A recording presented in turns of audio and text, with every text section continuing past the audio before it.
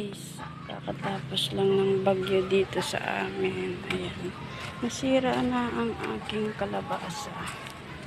Ayan, kukunin ko na yung bunga niya kasi patay na. Ayan, ito ang bunga niya.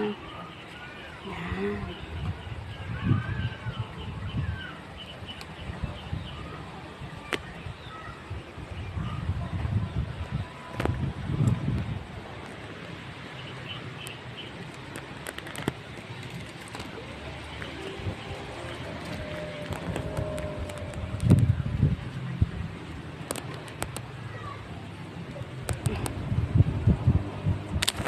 Ay, nahulog.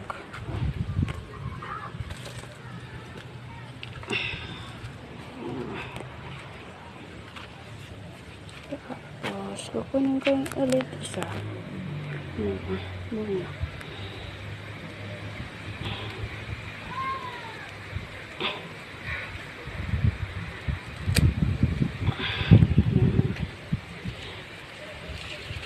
Okay.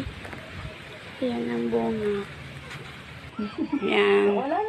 Guys, ito ang bunga ng aking kalabasa, dalawa. Bali, tatlo to, kaso naluto ko na yung isa.